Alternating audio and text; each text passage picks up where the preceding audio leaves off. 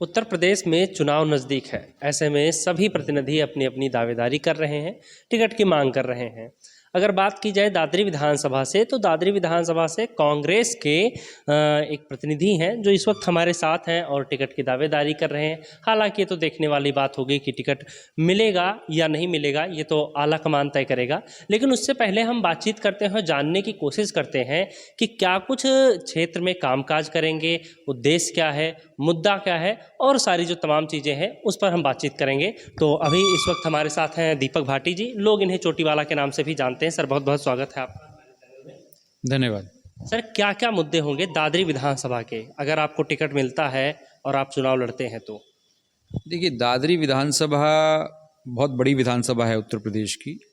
लगभग 5.5 से 6 लाख के आसपास मतदाता यहाँ हैं। 637 पोलिंग बूथ हैं यहाँ पर। तो दादरी विधानसभा का जो सबसे बड़ा मुद्दा है वो मुद्दा है बेरोज़गारी का। बेरोज़गारी यूँ तो पूरे देश के अंदर ही चरम पर है, और उत्तर प्रदेश का जहाँ तक सवाल है, जहाँ तक दादरी विधानसभा का सवाल है, तो पढ़े लिखे नौजवान बेरोज़गार घूम रहे हैं, और जो पीएचडी होल्डर तक हमारे पढ़े लिखे नौजवान हैं, जो पोस्ट ग्रेजुएट हमारे नौजवान हैं, वो छोटी मोटी नौकरियां भी बहुत मुश्किल से पा रहे हैं। तो सबसे बड़ा मुद्दा बेरोज़गारी का होगा। कहने को जो हमारी दादरी विधानसभा है, इसमें ग्रेटर नोएडा इंडस्ट्रियल एरिया जो है उसका लगभग 90% हिस्सा आता है। तो क्षेत्र के नौजवानों को रोज़गार मिलना चाहिए। लेकिन भारतीय जनता पार्टी का जो मौजूदा निज़ाम है, उनका पूरा फोकस जाति धर्म आधारित राजनीति करने पर और भ्रष्टाचार के माध्यम से पैसा कमाने पर है। अच्छा, अगर देखा जाए तो अभी जो किसानों का आंदोलन हुआ, उस आंदोलन में जितना किसानों के साथ राहुल गांधी खड़े नज़र आए, प्रियंका गांधी नज़र आई, उतना कोई और जितने भी दल हैं, सियासी दल हैं, कोई नहीं नज़र आया। तो क्या लगता है, इसका फ़ायदा मिलेगा आपको यहाँ पर कांग्रेस को या नहीं मिलेगा? देखिए, मैं उसी पे आ रहा था। सबसे बड़ा मुद्दा बेरोज़गारी। दूसरा बहुत ज्वलंत मुद्दा यहाँ है किसानों का। ये जहाँ आप बैठे हैं या पूरा जो शहर है, ये स्थानीय जो ग्रामीण हैं, स्थानीय जो किसान हैं, उनकी ज़मीनों पर बसा हुआ है। लेकिन चाहे भारतीय जनता पार्टी की सरकार हो, उसके बाद बहुजन समाज पार्टी की सरकार हो, उसके बाद समाजवादी पार्टी की सरकार हो, फिर अब भारतीय जनता पार्टी की सरकार है, किसानों से जुड़े जाए जो मुद्दे हैं यहाँ, चाहे आबादी लीज बैक का मामला हो, भूमि अधिग्रहण से जुड़े हुए तमाम मुद्दे यहाँ हैं, उन पर इन लोगों ने ध्यान नहीं दिया है।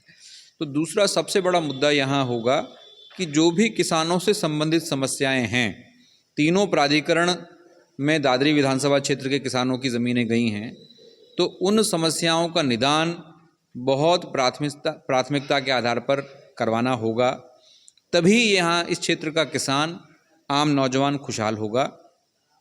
और एक बात और बहुत गौर करने लायक है कि राहुल गांधी जी ने 2011 में भट्टा पारसौल में यात्रा की, पदयात्रा की, किसानों के आंदोलन में वो शामिल हुए, किसानों की आवाज़ उठाई, और उसी का नतीजा था कि 2013 में यूपीए की सरकार भूमि अधिग्रहण बिल लेकर के आई, जिसका लाभ आज किसानों को मिल रहा है। और जहाँ तक ये जो लोकल हमारे स्थानीय प्राधिकरण हैं, इनकी हिम्मत नहीं हुई भूमि अधिग्रहण के जो नया कानून था उसके आधार पर दोबारा से भूमि अधिग्रहण करने की। तो इन्होंने, चूँकि कानून इतना अच्छा है, कानून इतना किसान हितैषी है, कि ये जो प्रॉपर्टी डीलर यहाँ बैठे हैं प्राधिकरणों के रूप में, ये हिम्मत नहीं जुटा पाते हैं उस कानून के हिसाब से भूमि अधिग्रहण करने की। तो ये किसानों की लड़ाई कांग्रेस ने हमेशा लड़ी है। जहाँ तक इसका एडवांटेज मिलने का सवाल है, तो कांग्रेस पार्टी कोई भी जनहित की लड़ाई लड़ती है, कोई भी आंदोलन करती है, उसमें राजनीतिक नफ़ा नुकसान कभी देखती नहीं। कांग्रेस पार्टी हमदर्द बनकर के, आम लोगों की हितैषी बनकर के काम करती है। उसका राजनीतिक नफ़ा नुकसान देखने का काम हमारा नहीं है। बाकी जनता देख रही है, बदलाव उत्तर प्रदेश में आने वाला है, और दादरी विधानसभा से इस बार शुरुआत होगी। कांग्रेस का खाता यहीं से खुलेगा, और दादरी विधानसभा में कांग्रेस पार्टी का एमएलए इस बार बनेगा।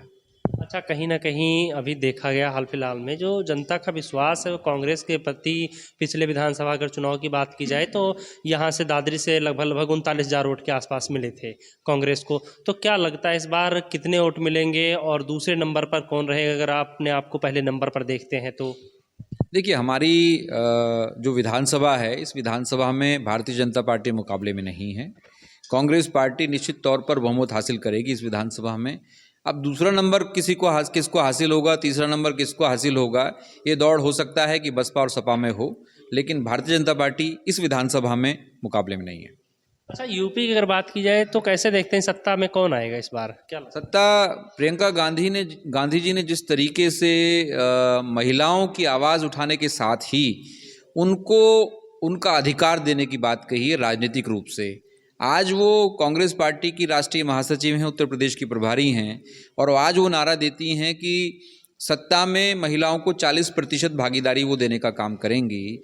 तो कल को जब उत्तर प्रदेश में सरकार कांग्रेस पार्टी की बनेगी तो आप सिर्फ इसको इमेजिन कीजिए कि जब सरकार कांग्रेस पार्टी की बनेगी तो प्रियंका गांधी जी के तरकश में ऐसे कौन कौन से तीर होंगे जिनसे न सिर्फ आम समाज को, महिलाओं को फ़ायदा होगा, बल्कि उत्तर प्रदेश के जन सामान्य को कितना उससे फ़ायदा होगा।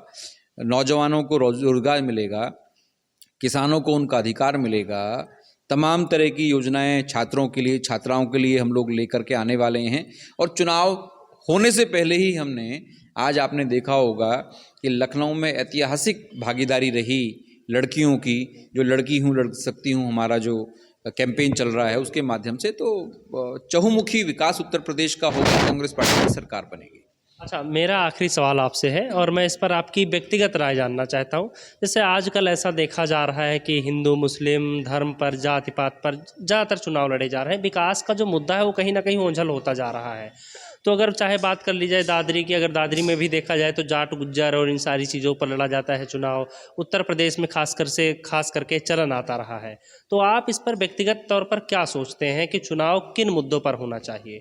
देखिए, चुनाव जो वास्तविक मुद्दे हैं, जो विजिबल मुद्दे हैं, उन पर होना चाहिए।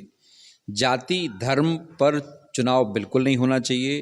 कांग्रेस पार्टी का डीएनए है आज़ादी के ज़माने से ही कि कांग्रेस पार्टी ने सर्वधर्म समभाव की राजनीति की। कभी जाति को जाति से, एक धर्म को दूसरे धर्म से लड़ाने का काम नहीं किया।